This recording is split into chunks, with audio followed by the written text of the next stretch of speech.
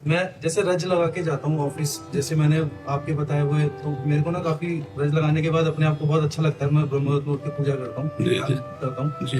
तो अब जैसे मैं ऑफिस जाता हूँ तो मुझे ये जानना है कि अब वहां पर आपने जैसे बताया कि हम अपने भाव को हमें अंदर ही रखना है। तो जी। जैसे बोलते हैं कि अरे तुम तो ये लगाया, तुम तो ठीक है, तो मैं उसको छुपाऊं, मैं हटा सकता हूँ उसको, या फिर मुझे छुपाना है। जैसे अब मैं बाहर जा रहा हूँ ऑफिस में, तो वहाँ 4 लोग पूछ रहे हैं कि अच्छा ये तो मतलब तुम तो बहुत पूजा पाठी वाले हो गए हो।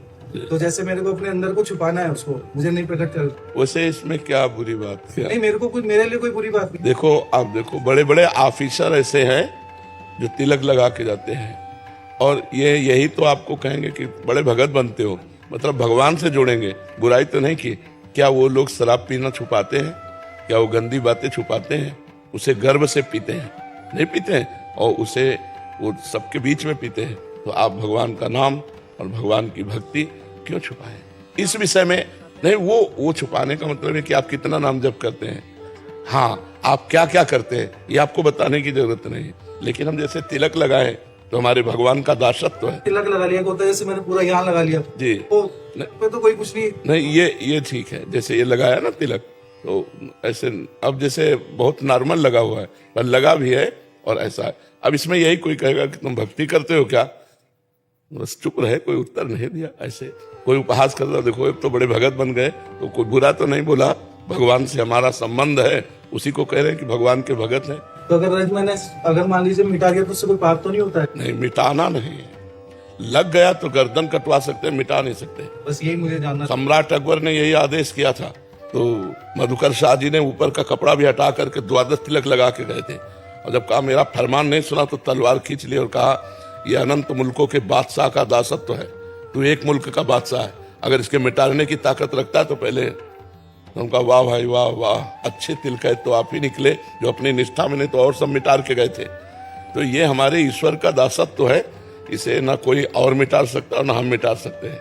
हाँ, यदि तुमको भय है, नहीं, मेरे को कोई भय नहीं। तो फिर क्या परेशानी है? भाई चोरी हो, सरकारी अपराध हो, या कोई हिंसा हो, तो बताओ इससे किसी को होती?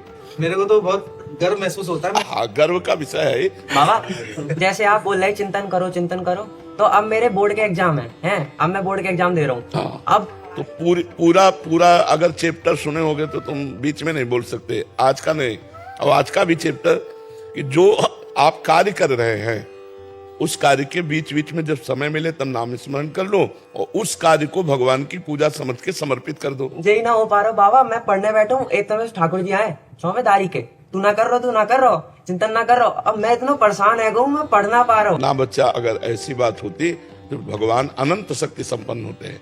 जब उनका चिंतन होता है तो एक साथ कई कार्य कर सकता है। कर तुम अन्यथा कर तुम भगवान है ना।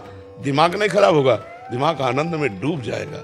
अभी आप निगेटिव बात बोल रहे हैं, पॉजिटिव अभी आप ठाकुर जी के प्रति भाव नहीं आया। बाबा कैसे करूँ, क्या करूँ बताया? हम जो कह रहे हैं वैसा करो। जब हम पढ़ाई पढ़ रहे हैं तो हम उसी को भगवान की पूजा मान रहे हैं, क्योंकि एकाग्रता के बिना हमारी पढ़ाई पूर्ण नहीं होगी। हम कोई भी कार्य करें उसमें एकाग्रता की आवश्यकता होती है, और जब एकाग्रता होगी तो दो कार्य नहीं हो सकते, कि हम नाम जप भी करें और पढ़ाई भी करें, ऐसा नहीं हो सकता।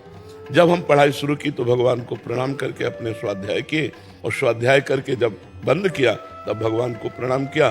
खाली समय में नाम जप कर रहे हैं, और पढ़ाई के समय में पढ़ाई को ही भगवान का नाम जप मान रहे हैं, भगवान की पूजा मान रहे हैं। तो ये विद्या आपको आगे बढ़ाती चली जाएगी, और ये भक्ति आपको पूर्णता में पहुंचा देगी। जब ठाकुर जी आ जाएंगे ना तो होश उड़ जाएंगे। अभी होश है, जब होश उड़ जाए तो उसे ठाकुर जी को मानो कि ठाकुर जी आए हैं, है नहीं। अभी बातें करना अलग बात है, जब वो आएंगे तो पी मूर्त नैनन वसते रस रहा समाए, वो नेत्र में बस जाते हैं।